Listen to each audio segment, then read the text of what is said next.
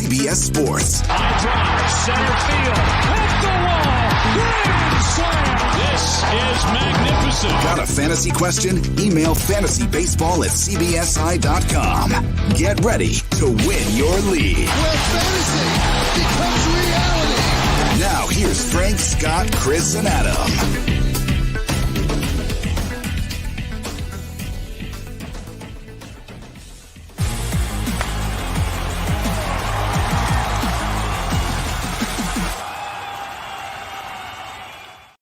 How awesome is the outfield position? Well, they only take up 4 of the first 5 picks in average draft position. Welcome to Fantasy Baseball today, and welcome to our outfield preview part 1. Frank Stanfield back and joined as always with Scott White and Chris Towers.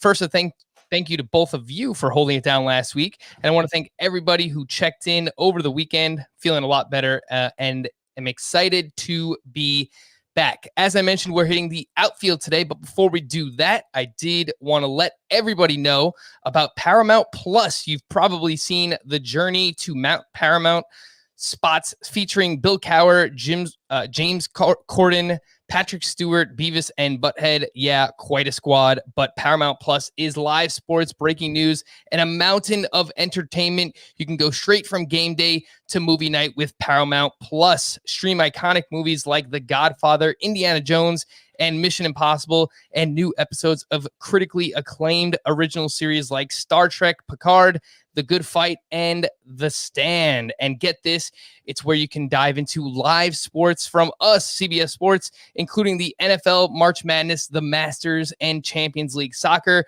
plus stream hit shows from CBS, Nickelodeon, MTV, BET, Smithsonian Channel, and Comedy Central. Live sports, breaking news, and a mountain of entertainment. Paramount Plus streaming March 4th. Scott is here, and I would like to ask how your weekend was, Scott, but I know it was your anniversary, and this is a family show. So we will talk about the outfield instead, and specifically when it comes to drafting outfielders in Roto versus head-to-head points. Roto, you need 5 outfielders typically in your starting lineup, whereas in head-to-head points and head-to-head categories, you usually only need 3 of that position. So how does your strategy change when drafting for each format?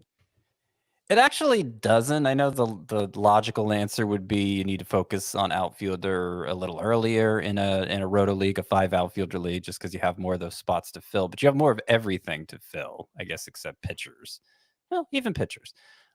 So I think where outfield, the good thing about outfield is that there are just so many of them that you can find everything there. And I mean everything in terms of talent levels. You can find your studs. You can find your, not quite studs, but really good players. And then there's just like a mountain of sleepers at the end of it, just because there are so many bodies there. And it specifically for a Roto league or a categories league, you can find people who meet very specific category needs, like a ton of base stealers there, even guys who can help you in that category late, batting average specialists. So it's,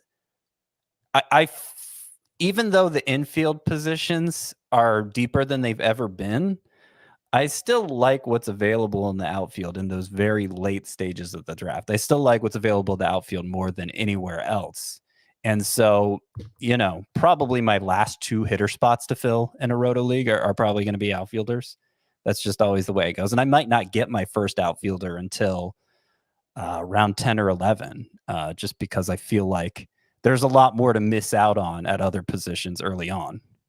Chris is here. What's up, Chris? How's life? Oh, hi. Hello. What's up, man?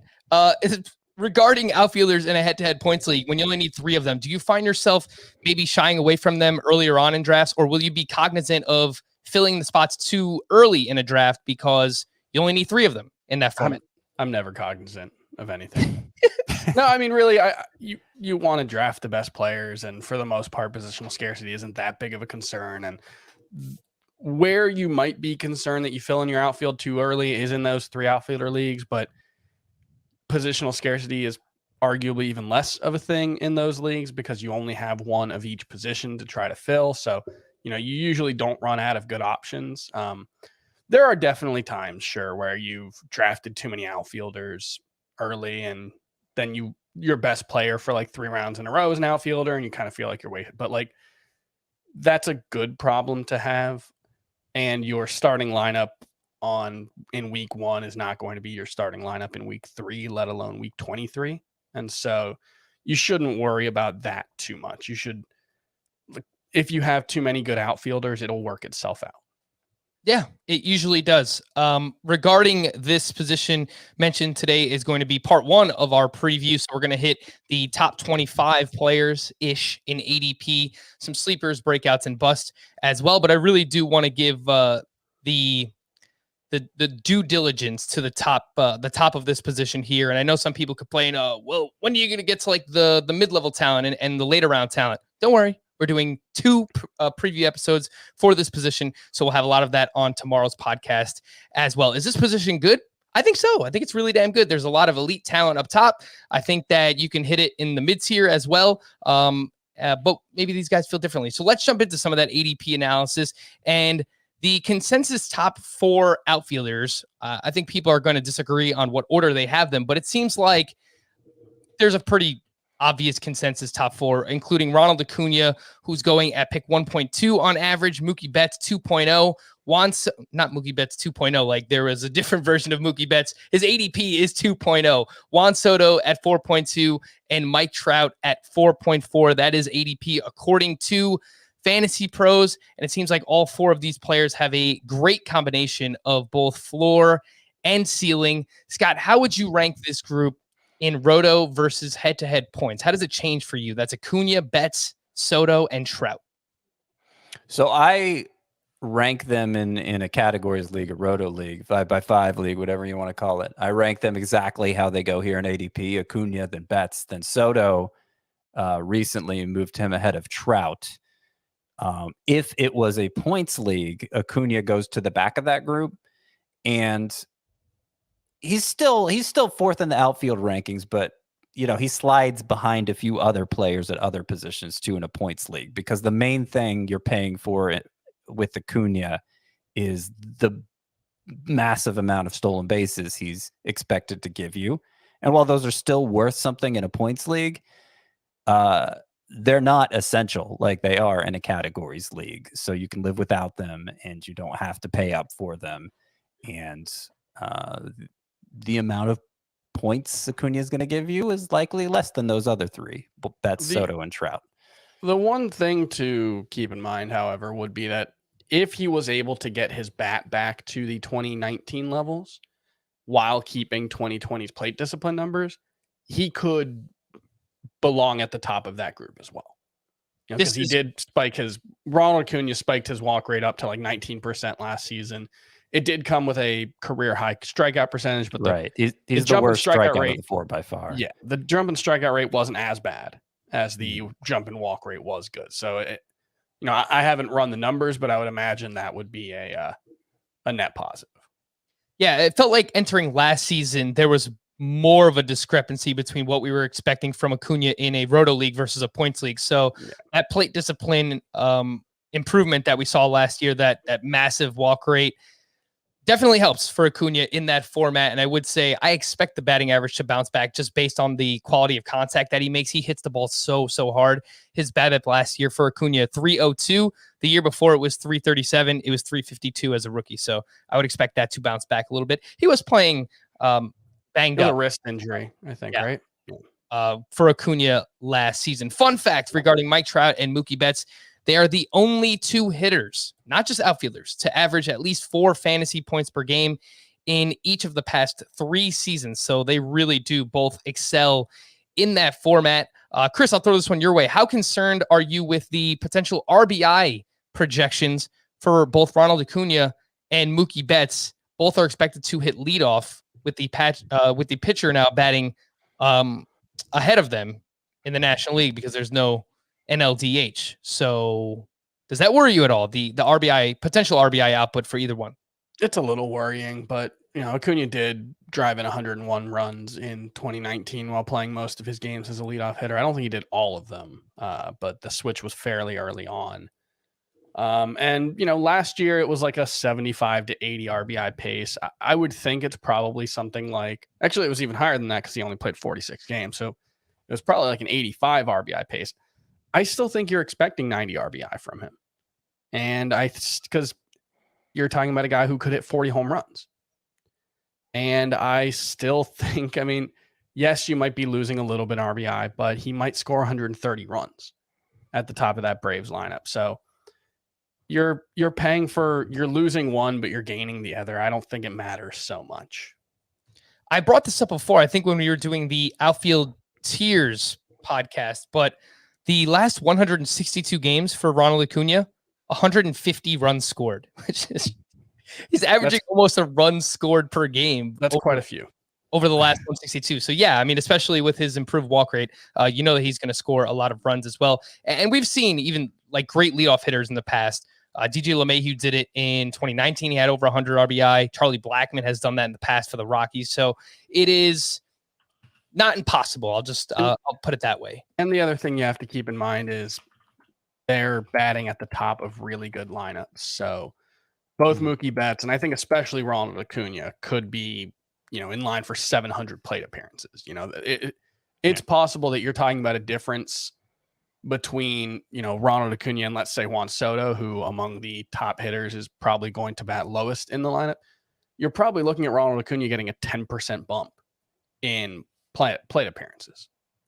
Yep. It's a really, really good point as well. And I think that's something that also helps him in points leagues because obviously more opportunities for fantasy points only helps, right? So more plate appearances equals more fantasy points. I've recently moved Juan Soto ahead of Mike Trout in both formats as well. I heard you guys talking about it on Friday's podcast regarding this new report that we got that Juan Soto wants to run more. And I don't see why he wouldn't based on that report, right? I mean, Scott, you usually bring up the fact that stolen bases are mostly motivation, right? So if he's talking about doing it more, why wouldn't he actually do it more? Not like I'm projecting a ton more steals. Like I'm expecting Soto to go like 25 steals or something, but I think this helps his floor get up to around 15. I don't think that's crazy for Juan Soto. So I have moved him ahead of Mike Trout in both formats as well.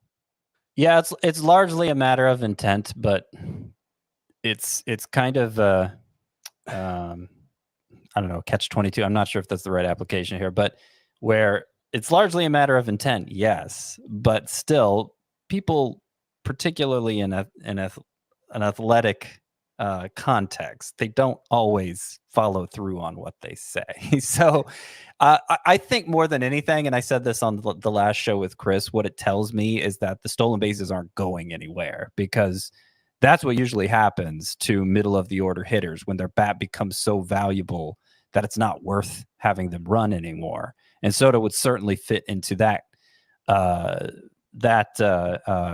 category. I mean, we've kind of seen that with Trout. It took a while for Trout to get there, but that's essentially where he's arrived. It's not like he's slow all of a sudden. Well, that's the thing is that Juan Soto is kind of slow. Yeah. Like his sprint speed through 3 seasons, the highest it's been is 59th percentile. There was a big drop to 32nd percentile last season. Maybe that's a result of, a small sample size and he didn't have all that many competitive runs because he was hitting so many home runs and doubles. And, he just didn't have that many opportunities to put it into high gear. Or it could be that he's always been he's a big dude and he's filling out and maybe he's just, not going to be particularly fleet of foot. And so this question is always so hard because Mike Trout is still, I think, 94th percentile in sprint speed or was last season. He's actually like right behind Ronald Acuna and Fernando Tatis and these guys who are 10 years younger than him. And so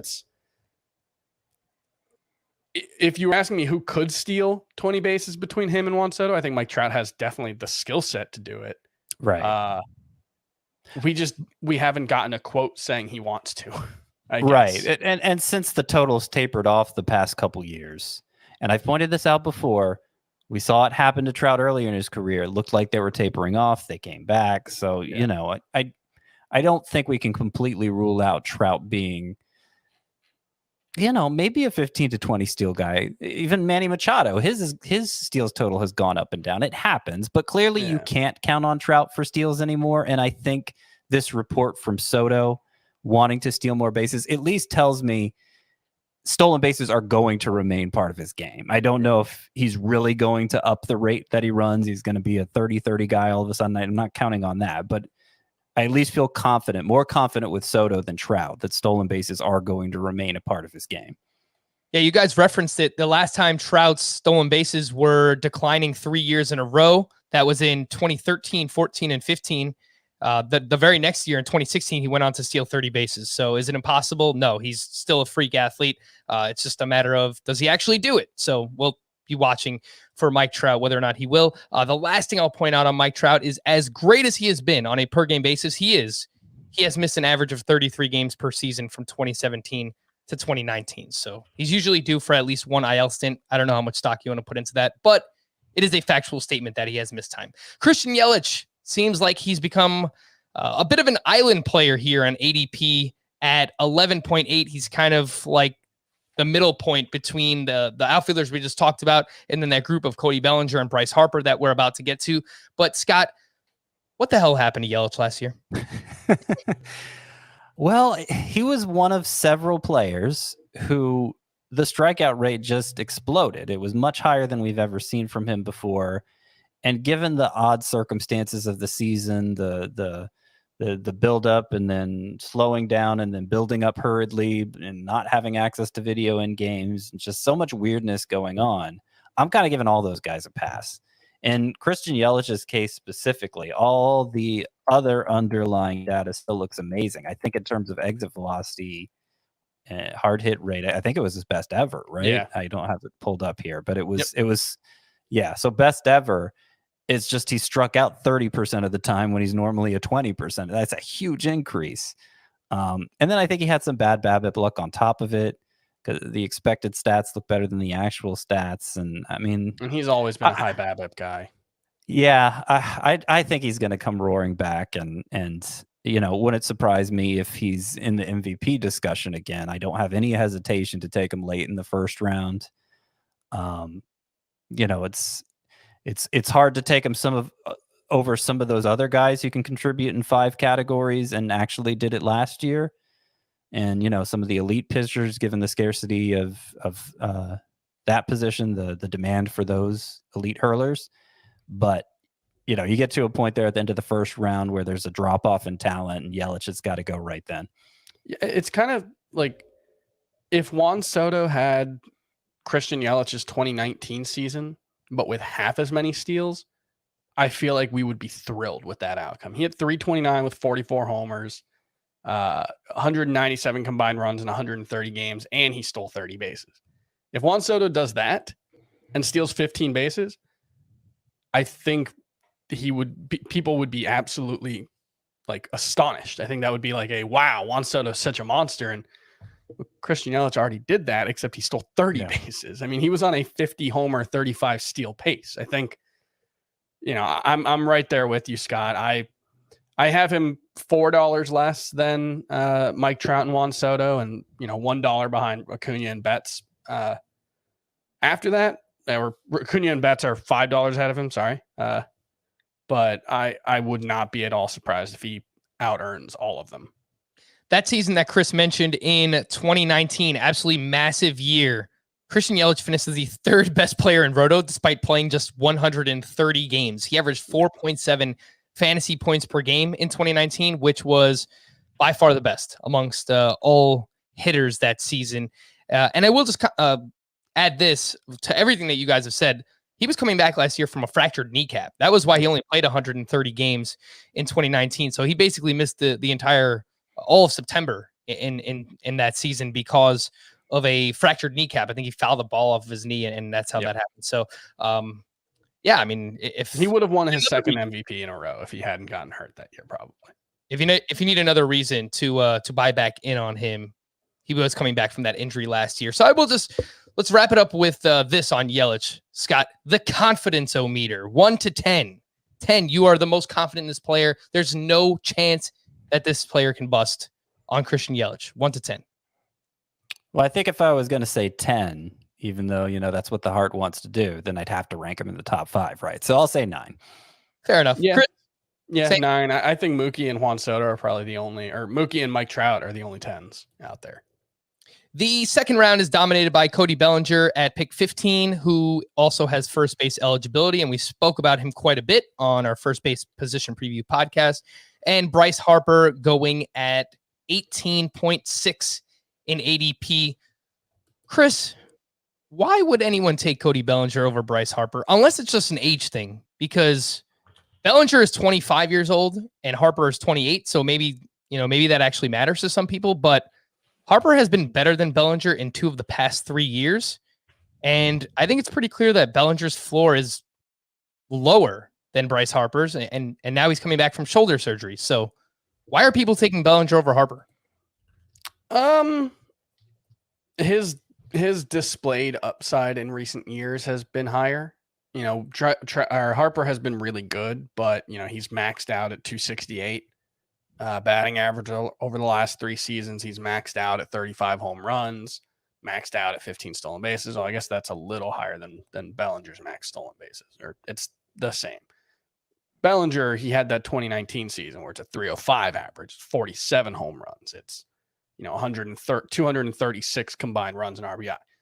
If Bellinger maximizes his skill set, it's probably going to be better than Harper, although I don't think we can rule out the possibility that Harper still has. I mean, he has one of the best seasons we've seen by a hitter of the last decade, his 2015 season. His 2017 season was not quite as good, but was still very much an MVP caliber season if he had stayed healthy. So I don't think we want to rule out the possibility that Bryce Harper could play like a top 5 player because he has that stolen base potential as well. Yeah, that's what I was going to bring up regarding Bellinger. Sorry, Scott, I'll let you jump in here. But, I think if people wanted to argue that Bellinger's upside is higher and he finished as the 5th overall player in 2019 when he won the MVP, I mean, Harper's upside, we've seen it in 2015. If you want to say that, all right, it's just a long time ago. Yeah, he's too far removed from that. I guess that's a fair argument, but he was the top 6 player, and his StatCast numbers, Scott, Bryce Harper's StatCast numbers were really, really good last year. So why are people taking Bellinger over Harper?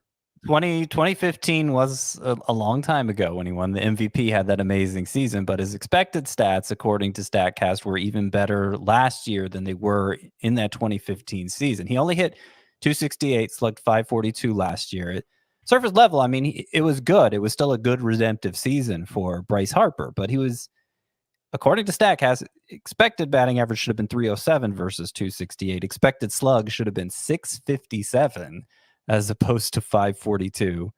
And even if you want to say, okay, that's, I don't know how much I want to buy into that completely. You just look at the way his plate discipline changed last year. It was the first year in his career that Bryce Harper walked more than he struck out. And the improvement in strikeout rate, especially. I mean, what was really scaring me about Bryce Harper was the way the strikeouts kept going up and up and up. 26.1% was the highest it reached in 2019. That's getting to a real concerning level. You really start to wonder about the batting average potential at that point. It dropped from 26.1% in 2019 to 17.6%. It went from the career worst strikeout rate to the career best strikeout rate. And I understand it was in a small sample, but still, from a guy who we've seen put up MVP caliber numbers before, and considering that specifically was the biggest concern surrounding him, the reason I was starting to consider Bryce Harper not a fantasy stud anymore, I think it's very encouraging. I'm getting to the point that I might be about to the point of dropping Bellinger behind Harper, actually. Mostly, all that stuff for Harper helps, but it has just as much to do with my concerns about Bellinger. The fact he's coming off shoulder surgery, hasn't even been taking full swings yet here. Spring training's getting ready to start. He's not back to swinging a bat in full yet. And he had all the mechanical stuff going on last year. It just seems like for a 2nd round pick, those are more worries than I want to take on when you have an exciting alternative here in Harper. Yeah, regarding Bellinger, excuse me, he is only taking one-handed swings as of now, and Dave Roberts said that once they get into spring training, they'll see how Bellinger responds to taking swings every single day, and that's when they'll know where he's at. That's a lot of risk to be putting in your late 1st, early 2nd round pick. So I love the player Bellinger. I'm not knocking him. I just think the situation regarding the shoulder surgery, and let's be honest, last year was really not that great for Bellinger. Struggled against lefties 2 of the past 3 seasons. I just have concerns with him being drafted that early. So I will be taking Bryce Harper ahead of Cody Bellinger. But after Harper goes around pick 18, 19, we don't see another outfielder drafted until Eloy Jimenez at pick 35. So there's a pretty big drop there to the end of the 3rd, early 4th round. There are 6 outfield eligible players being drafted in rounds 3 and 4. That includes the aforementioned Eloy Jimenez, Kyle Tucker at pick 37, Luis Robert at 39, Whit Merrifield, who also has second base eligibility at pick 40, Marcell Ozuna at pick 44, George Springer, who is now with the Toronto Blue Jays, at pick 48. And there are a lot of decision points here, but it's a very interesting group. I want to focus on each one of these players individually. And I'll start with you, Chris, because I know that you've been a little bit skeptical regarding Eloy Jimenez. What is stopping him from being the next elite 4 category contributor? Because I think we have a potential Nolan Arenado type player in the outfield regarding Eloy Jimenez. So what do you think? There are not many very good fantasy players with Eloy Jimenez's profile, specifically with regards to plate discipline. Over the course of his career, he basically has 5 strikeouts for every walk. I can't think of another player. I think Jose Abreu probably comes closest, but he doesn't strike out nearly as much as Eloy Jimenez. It's really hard to come up with a player like that who doesn't steal bases and is a very good fantasy player. Nolan Arenado, okay, you want to mention that? Well, Nolan Arenado has been consistently a below average strikeout player. The other problems for Eloy Jimenez, he scored 26 runs in 55 games last season. That's a 70-run pace over 150 games. He's played 177. He scored 95. That's like an 85-run pace, or maybe a little bit below in a 150-game season. So you're kind of looking at a guy who's going to be a 0 in stolen bases, quite literally a 0 through 177 games. And he's going to be, I think, a below average stolen or run producer, runs specifically. So that means he needs to justify I think it's very unlikely he justifies a top 36 pick, but to be a high-end hitter, he basically needs to be a standout in home runs and batting average. And he hits a lot of balls on the ground. He's got a 49% ground ball rate. It's not an Eric Hosmer-esque number, but it is quite a lot for a power hitter. And so, yes, he has a career 28% home run to fly ball rate. Yes, he has a career, 318 BABIP. And so you put all those things together and he can get to a 290 average and 35 to 40 home runs and be really, really good. It's a really narrow path to get there. And I think there's a lot of branches on that path where he hits 260 with 32 home runs and he's fine, but sort of replaceable. Does have a pretty extensive injury history as well, but continue. Yeah. So I think there's a lot more ways that Eloy Jimenez goes wrong, especially as the 34th pick or 35th pick, than goes right. Go ahead, Scott. It's a little higher than I'd like to see. Yeah. I think part of it is people factoring in continued improvement. He took a big step from year 1 to year 2, and he's only 24 and obviously has the elite prospect pedigree. A small adjustment, I think, from being Eloy Jimenez is from being Marcell Ozuna. And, my rationale is, well, if he's trying to become Marcell Ozuna, take Ozuna first, right? And so I do rank Ozuna ahead. Ozuna's going 20 5 spots behind. Oh, only 5? No, 5 spots. Okay. Just 5 spots behind Luis Robert. But I do rank Ozuna ahead. So, I'm probably not going to get much Robert either. But you could make the argument, too. I mean, Ozuna just had a career season and, it had been several years since he performed anywhere near that level. So maybe people are reluctant to buy into Ozuna completely, too. I don't have as much of a problem as Chris does with Jimenez going here, I guess. But it's a little high for me, I guess. Yeah, I've resigned myself to know I'm not getting him. And if I don't, I guess he takes a step forward and makes me look really bad. But otherwise, if the skill set stays relatively constant, Yeah. I think it's a relatively replaced. Like there probably isn't that big of a difference between the most likely outcome for Michael Conforto. My and Eloy opinion, Jimenez. may be colored by the fact that I said, "Oh, Eloy Jimenez where he's going last year is going to depend on him taking a step forward," and then he took that step forward and made me look bad. So, The last thing I'll add on Eloy Jimenez is as much as he hits balls on the ground, which we don't like to see, 51% ground ball rate, he hits the ball as hard as anybody. 98th percentile hard hit rate, 96th percentile barrel rate. It's kind of similar to Juan Soto in that, yes, they hit too many ground balls, but when they hit the ball in the air, it's like elite level contact in the air. So it kind of mitigates the fact that that they hit the ball on the ground as much as they do. Of course, we wish that they wouldn't. Scott, Kyle Tucker just finishes the 35th overall player in Roto, 3.3 fantasy points per game. What do you think about his cost here at pick 37? It seems a little bit more doable in Roto versus head-to-head points.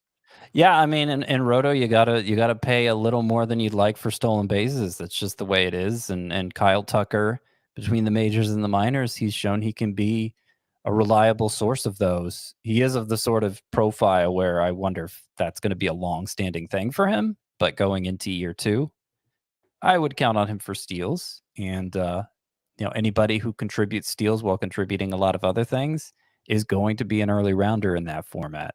There are outfielders who just as pure hitters, I trust them on a higher level than Tucker. His former teammate, George Springer, for instance. But George Springer's not stealing bases, so Tucker has to go ahead. That's really what it comes down to. Luis Robert is going 2 picks later than Kyle Tucker.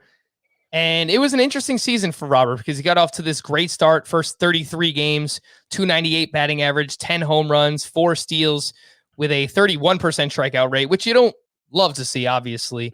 But he was, performing in spite of it. But his final 23 games from September 1st on, a 136 batting average for Robert, 1 home run, still ran. He had 5 steals during that time. The strikeout rate went up to 34%. His hard contact rate, final 23 games, 18%, just looked completely lost at the plate. Chris, who is the real Luis Robert, and who would you take between him and Kyle Tucker in a Roto league? I think I have Kyle Tucker like 1 or 2 spots ahead in the overall rankings. I have them with the same salary. So I don't think there's much of a difference there. I have pretty similar expectations. Robert probably has a little more stolen base potential, but there are some really frightening things in Luis Robert's profile. He swings at everything. He had a 57% swing rate last year, 82% in the zone, which is pretty good, but 43% on pitches outside of the strike zone. And he had the 3rd lowest contact rate in baseball. It was only better than Keston Hiura, which, red alert, and Miguel Sano. Miguel Sano was higher than Keston Hiura last year. Big red alert for Keston Hiura, but also, pretty concerning for Luis Robert that he was in the Miguel Sano neighborhood there. He's outrageously talented. He's a ridiculously skilled or talented baseball player. I don't know if he's yet a skilled baseball player. But he's probably going to steal 20 plus bases, maybe 25 or 30, and he's going to hit for power.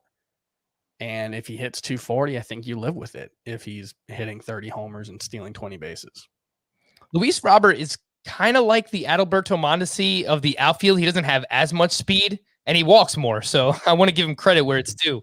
But a 22% swinging strike rate for Luis Robert last season as a rookie. That was number 1 among qualified hitters last season. Scott, you mentioned Marcell Ozuna a few times already. He just finished as the number 1 outfielder in both Roto and head-to-head points in 2020. I'll just lump him and George Springer together. It seems like they really excel in the points league format.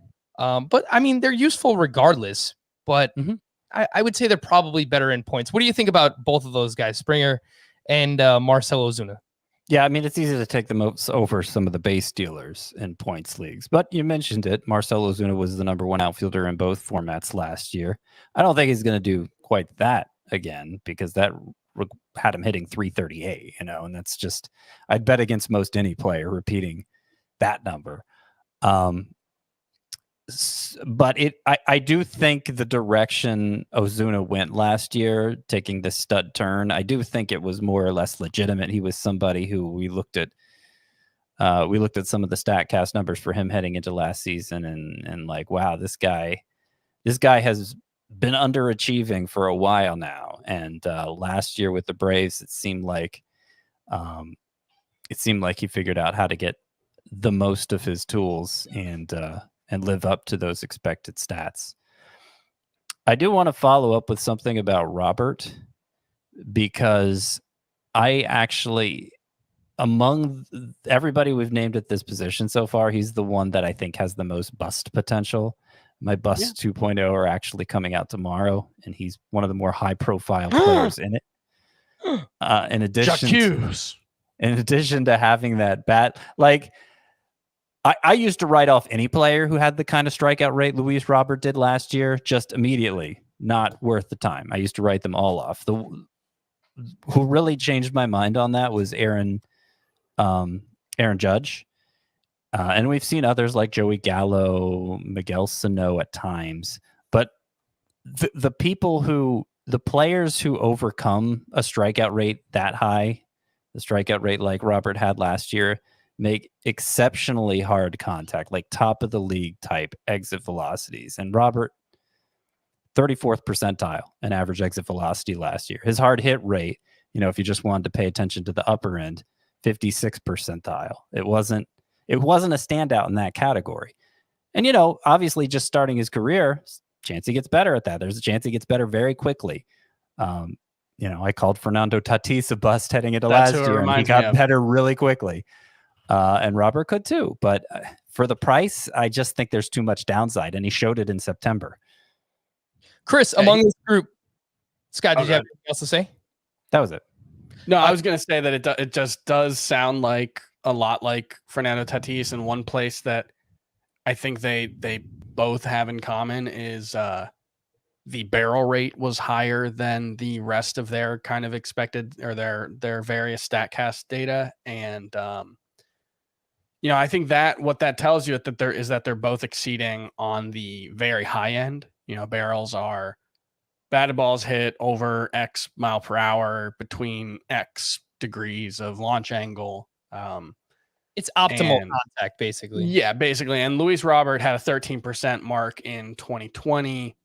That is right around where Fernando Tatis was at 13.2%. So that's the one thing, is that it's kind of like that max exit velocity versus average exit velocity, where, maybe barrel rate is kind of a proxy for potential. And it's just a question of whether he can put it together. Chris, just give me a name among this group. Eloy Jimenez, Kyle Tucker, Luis Robert, Marcell Ozuna, George Springer, the outfielder you're most likely to take. Most likely to take is probably Marcell Ozuna. Scott? I would agree. I hardly ever take an outfielder from this range. This is kind of the outfield dead zone in my mind. You mentioned how few outfielders are going off the board on average here after a lot in the first 2 rounds. And usually I'm just focused on starting pitcher. I'm usually focused on whichever third baseman falls between Bregman and Rendon, or I'm drafting Corey Seager or somebody like that. I mean, I'm really not focused on outfield yet, which is why I usually end up taking my first outfielder really late. And I usually don't have that big of a drop off after this point at outfield, whereas it seems like there is one in ADP. If you are watching on video, don't go anywhere. If you're listening on the podcast, we are going to take a quick break, but when we return, we will hit sleepers, breakouts, and busts here on Fantasy Baseball Today. And we're back. Sleepers, breakouts, and busts. Scott, why don't you get us started with a sleeper at the outfield position? All right. A lot to choose from here, it being such a big position. I'm going to go with Trey Mancini, though, as my favorite outfielder to draft. Coming off, he missed all of 2020 dealing with colon cancer. Obviously a serious health battle for him, but he seems to be back on track. He's obviously reporting to spring training. He says he's back to 100%. And this is a guy who in 2019, when we last saw him playing, it was I like to call it JD Martinez type numbers. Batting average over 290. He hit 35 home runs, I think. I can never get this to load as when I need it. 35 home runs, 106 runs, 97 RBI, and 899 OPS for Trey Mancini in 2019. And look, nobody was expecting him to do that. So, even heading into last year, early on, before the colon cancer was discovered, we saw him going the 9th, 10th round range, but I was way into him then. And now that he's going even later, if he has a clean bill of health, I think he's going to be fine. I think we should approach him as we were coming out of 2019. And if that's the case, it means he's going several rounds too late. And so I'm happy to take him in the 15th round. He's exactly the kind of player who I think makes it justifiable to pass up on outfielders early, because he's somebody you can grab late who may end up performing like an early rounder at the position. Mancini is a perfect example of a player too, where if he looks good in the spring, he starts hitting a few home runs, his ADP is just going to skyrocket too. So keep that in mind if you're drafting early here regarding Trey Mancini. Chris, in between wrestling your cat, why don't you give us a sleeper here? She's real insistent right now. I'll go with a little bit of a deeper sleeper, and that is Joe Adell. It's not clear it doesn't seem like he's going to have a role on the Angels opening day roster, and that seems to be more clear after the acquisition of Dexter Fowler. However, it is worth keeping in mind that this is a guy who he made his professional debut as a 21-year-old, and he had 224 career games played. That is a remarkably small number of games for a very young player to have made their major league debut. Obviously, injuries have played a part in that. Not having the opportunity to play minor league games last season played a part in that.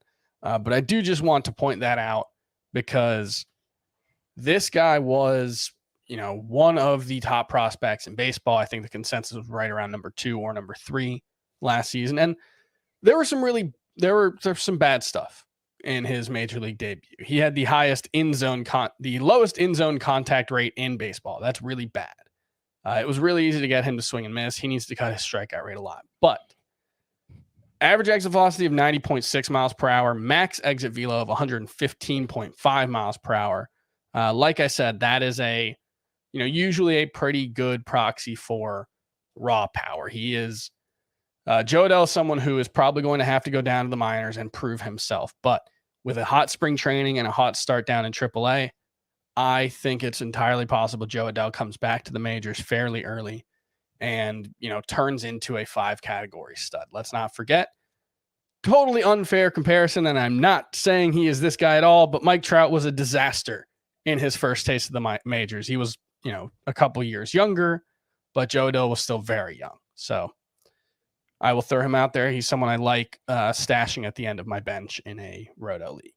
Yeah, I've made that comp before too, not based on the talent or what we're expecting, but yeah, Mike Trout struggled when he first came up. What I do think is crazy is that Joe Adell's ADP right now is 348. So we're usually so quick to write off prospects who just don't succeed right away. So he'll get some seasoning in the minors, but I guarantee you Dexter Fowler is not going to stop Joe Adell from returning to the majors if he is performing well down in the minors. Sleeper for me, no surprise here. You see the Yankee stuff behind me. Clint Frazier, ADP 181. He has shown us flashes. He has a very quick bat and some StatCast numbers that back it up to an 11% barrel rate for his career. League average is 6.4%. The biggest issue for Clint Frazier has just been getting consistent playing time. And last week, one of the first days of spring training, Aaron Boone said, he is our starting left fielder. Clint Frazier will start in left field. And I hope that doesn't change even with Brett Gardner returning to the team. So keep all those things in mind. But I think we can get, 270 plus batting average, 30 plus home runs. I don't think it's crazy for Clint Frazier. It won't change it. Brett Gardner was with the team last year. Like I don't know why people just tuned out what the Yankees were doing with their outfield last year. This was already settled last year. Clint Frazier had the job and was great. I don't know why. I don't know why there was any doubt he was going to have it again. Yeah, he's going to strike out quite a bit, probably around like 25 to 30%, but career best 15.6% walk rate for Clint Frazier last year as well. Should help mitigate some of those strikeouts in a points league. Scott, a breakout in the outfield.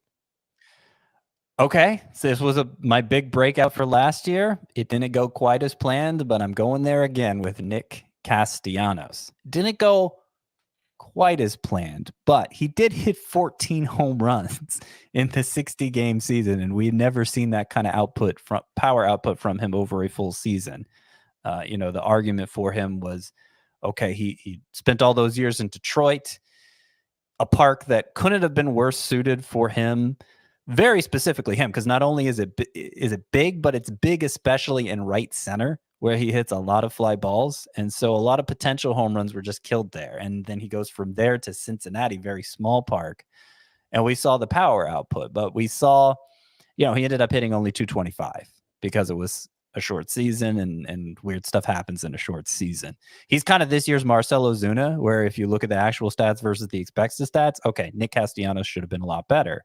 Expected batting average of 273, expected slug of 542 versus 486, what he actually slugged. The strikeout rate was higher than we're used to seeing.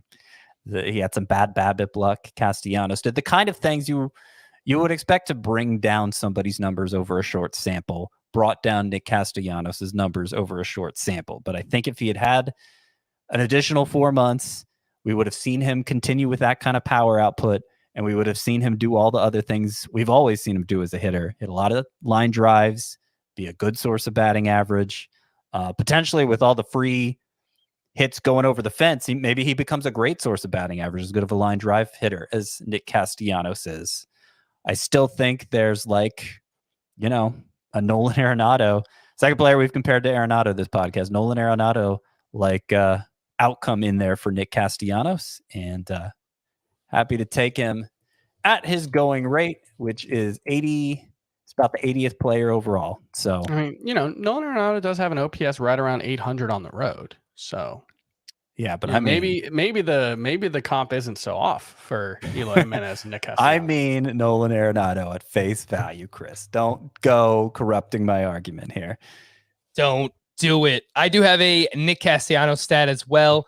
Among 23 qualified hitters with a 25% line drive rate or better, Castellanos' 257 BABIP was by far the lowest, and he has a career 329 BABIP. So I would expect some batting average regression for Nick Castellanos. I'm in 100%. I'm with you, Scott. My Breakouts 2.0 came out on Friday. You can check those out, cbssports.com, and Nick Castellanos is one of them. Chris, a breakout in the outfield.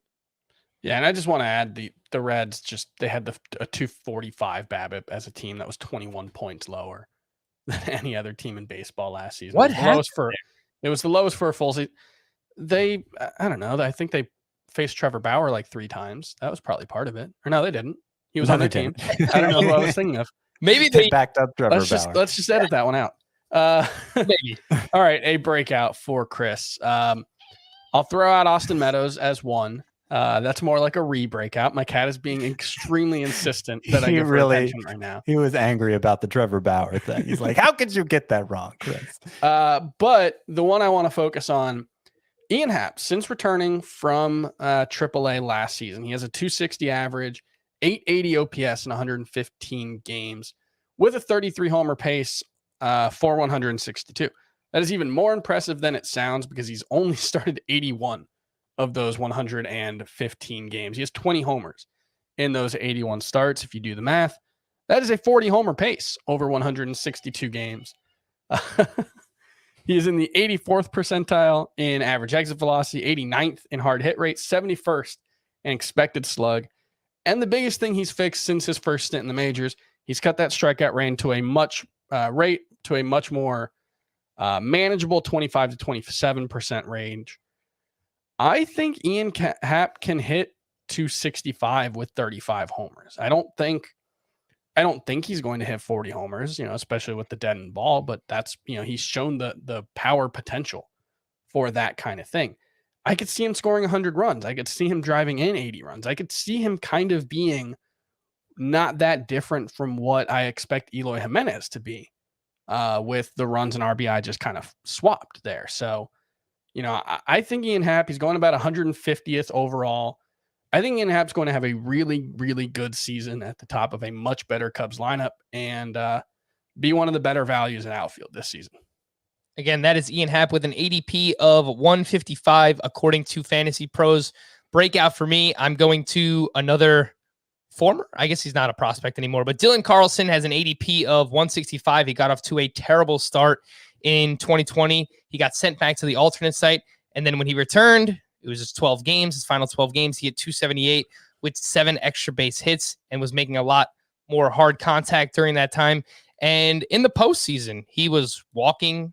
He hit cleanup all 4 games for the Cardinals. He's probably not going to do that now that they have Arenado, but I expect Carlson's going to bat 5th, maybe 6th, and then slowly move up the lineup there. But the lineup context for him is going to be really, really good. And he was a beast in the minors in 2019. I mean, the way we were talking about him last year, Dylan Carlson hit 292 with 26 home runs and 20 steals in the minors in 2019. So I'm not expecting those things, but I think a bit of a power speed combination. Yeah.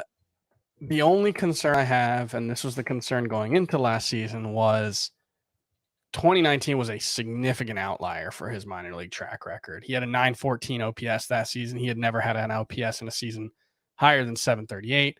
He was young. They had been really aggressive with his promotions. And so there was some thought that this was always what they thought he could be. But, the fact that he then followed up in the majors with a disappointing rookie season, I'm a little worried about it, I guess. Well, Chris, I will let you know that Randy Arozarena had an OPS over 1,000 in the minors in 2019, and his previous high was 792. So, boom. Yeah. I don't know if that means anything. Probably not, but It's, sometimes guys get better, and Dylan Carlson was just really young. He was 19 in 2018. right. He was always very young for his level, and I'm gonna trust the evaluators on this, that it wasn't just smoke and mirrors. That breakout season, part of player development is getting better, but we don't know until it happens. I think Carlson's a justifiable breakout pick, though, for sure. Scott, give us a quick bust here in the outfield. Okay, so the bust I was most confident in last year was Madison Bumgarner. The bust I'm most confident in this year is an outfielder named Teoscar Hernandez. And I don't understand why everybody else is so on board with Hernandez. Usually everybody's skeptical of the mid-career breakout. This mid-career breakout happens to come during a very short season, and it's like everybody's buying in, I guess, because, he stole 6 bases, and so they're hoping they can get some speed there too. I don't know. Kind of a desperation pick. You want bad plate discipline? It's Teoscar Hernandez's 30.4% strikeout rate. He's a guy who's always been over 30. It's just terrible. There wasn't enough improvement there for me to buy into him being this 289 hitter. Really, what fueled the breakout for Hernandez was just completely off the charts exit velocity and hard hit rate, like some of the best in all of baseball. Now, he was always pretty good at hitting the ball hard, but this was just a completely different level, so far over what he did before that it kind of stands to reason over a short season, it probably just got hot, right? Like that's what it looks like to me. It's not like the batted ball profile changed for Teoscar Hernandez. He just did the stuff he normally does well, even harder over a small sample.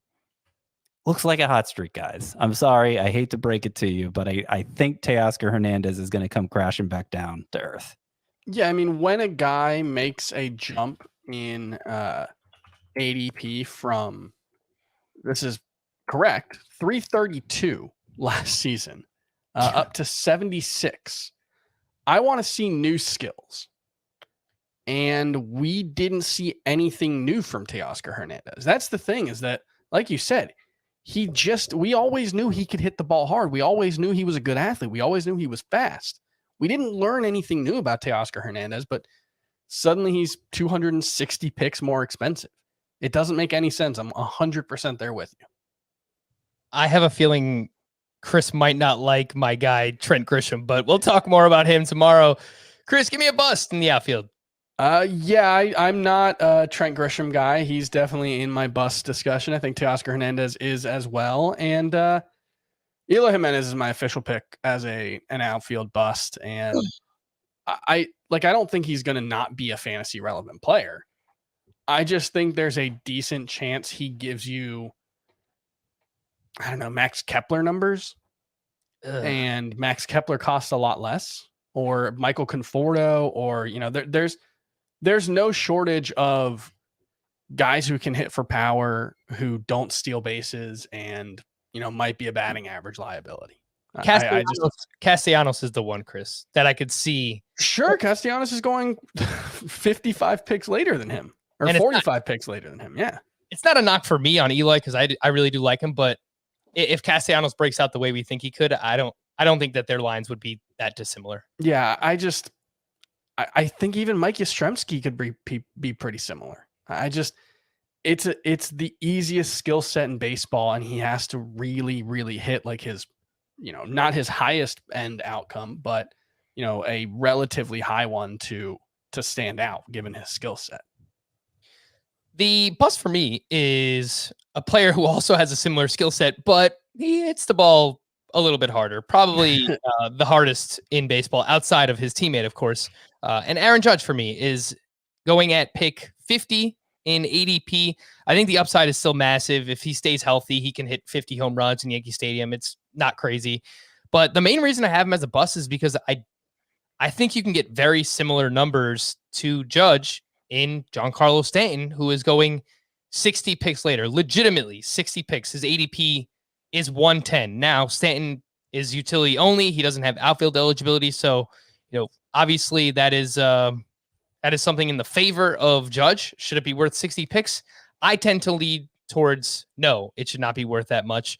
Both of them have their injury concerns. Judge has missed 37% of his games over the past 3 seasons, and these are recurring injuries too. I mean, oblique consistently. He's such a massive human being. I don't know that players who play baseball are supposed to be built the way that Aaron is. He's had serious injuries every single season of his major league career. Because you remember the almost MVP season, he needed shoulder surgery at the end. Yeah. In the off season. Yeah. So it's another reason why, to me, I just think the price is too high at ADP 50. I will say in a points league or in an OBP context, I can't really knock the pick, but in like any type of batting average 5x5 or head-to-head categories with batting average, I just think Aaron Judge doesn't really give you that much of a different skill set than someone like Giancarlo Stanton. So I was going to get to a few more players in ADP, but seeing as we don't have much time left, I'll just save these for tomorrow, and we could just hit on like 30 to 40 outfielders tomorrow if we can. Scott, let's wrap up with some prospects. Any names that we need to know in the outfield? I brought up the name Randy Arozarena once before, and he has an ADP inside the top 60 now. So what do you want to tell us about him? He is still prospect eligible, and any other names we need to notice in the outfield? Well, there was no bigger prospect riser last year than Randy Arozarena, right? Like, it's amazing he still qualifies as a prospect, because if you factor in postseason, clearly would not. But just regular season at bats, he's technically there. So the combined 17 home runs he hit last year give you some insight into what he could be. And, I'm not going to draft much of him because he's going 59th overall. So people are buying in 100% to what he's doing. I'm probably 85% buying in. So, the fact that he steals some bases, I understand him going that early, but you're not really factoring any possibility for regression there. And that concerns me a little. Other rookies, you mentioned Carlson already, Frank. He's obviously a big one. The outfielder who I would have highlighted for sleepers, if I didn't highlight Trey Mancini, would have been Alex Kirilloff, who is in line to take over for the Twins in left field this year. They actually called him up to start a playoff game. So he's zero of major league stats officially, but he went 1 for 4 in a playoff game. Kirilloff did. And that shows you the level of trust they have in him. He's a guy who we've seen put up ridiculous numbers in the minors in the past. I remember he was getting some Christian Yelich comps, he's not as athletic as Yelich, but just in terms of the kind of hitter he could be, he was getting some Christian Yelich comps after he hit 348 with 20 homers and 44 doubles 2 years ago, or in 2018, I should say. And then in 2019, the numbers went way down. He was dealing with a wrist injury. Apparently last year at the alternate training site, he got a lot of that back to full health. He was crushing the ball.